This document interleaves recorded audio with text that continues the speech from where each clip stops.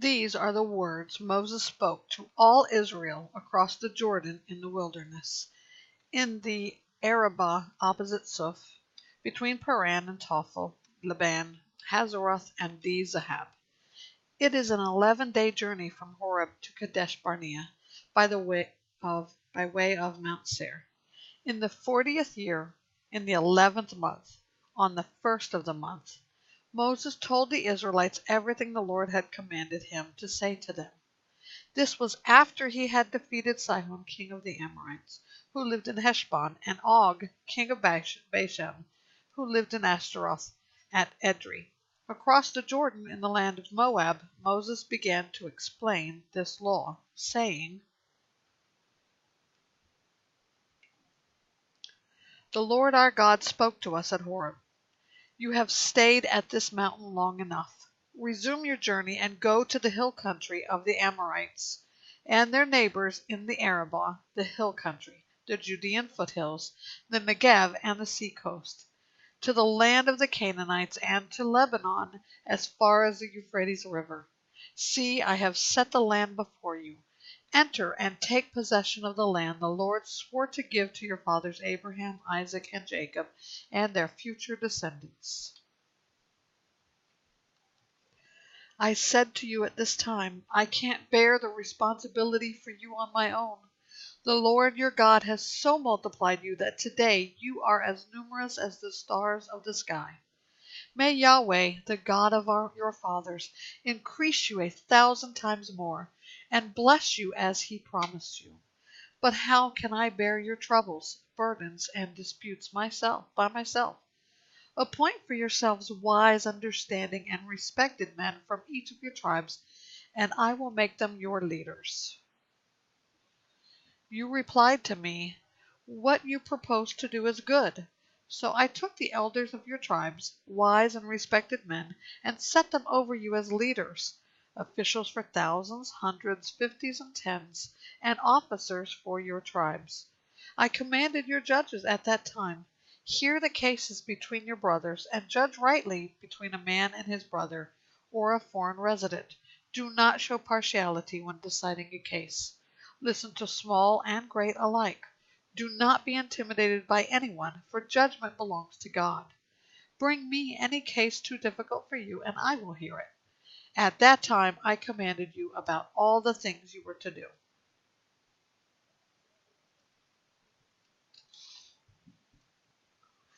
We then set out from Horeb and went across all the great and terrible wilderness you saw on the way to the hill country of the Amorites, just as the Lord our God has commanded us. When we reached Kadesh Barnea, I said to you, You have reached the hill country of the Amorites, which the Lord our God is giving us. See, the Lord your God has set the land before you. Go up and take possession of it as Yahweh, the God of your fathers, has told you. Do not be afraid or discouraged. Then all of you approached me and said, Let's send men ahead of us, so that we may explore the land for us, and bring back a report about the route we should go up, and the cities we will come to. The plan seemed good to me, so I selected 12 men from among you, 1 man for each tribe. They left and went up into the hill country, and came to the valley of Eshcol, scouting the land. They took some of the fruit from the land in their hands, carried it down to us, and brought us back a report. The land the Lord our God is giving us is good. But you were not willing to go up, rebelling against the command of the Lord your God. You grumbled in your tents and said, The Lord brought us out of the land of Egypt to deliver us into the hands of the Amorites, so they would destroy us, because he hated us. Where can we go? Our brothers have discouraged us, saying, The people are larger and taller than we are. The cities are large, fortified to the heavens. We also saw the descendants of the Anakim there. So I said to you, Don't be terrified or afraid of them. The Lord your God goes before you and will fight for you, just as you saw him do for you in Egypt. And you saw in the wilderness how the Lord your God carried you as a man carries his son, all along the way you traveled until you reached this place. But in spite of this, you did not trust the Lord your God, who went before you on the journey to seek out a place for you to camp. He went in the fire by night and in the cloud by day to guide you on the road you were to travel. When the Lord heard your words, he grew angry and swore an oath. None of these men in this evil generation will see the good land I swore to give your fathers, except Caleb the son of Jephunneh. He will see it, and I will give him and his descendants the land on which he has set foot, because he followed the Lord completely. The Lord was angry with me also because of you, and said, You will not enter there either. Joshua, son of Nun, who attends you, will enter it. Encourage him, for he will enable Israel to inherit it.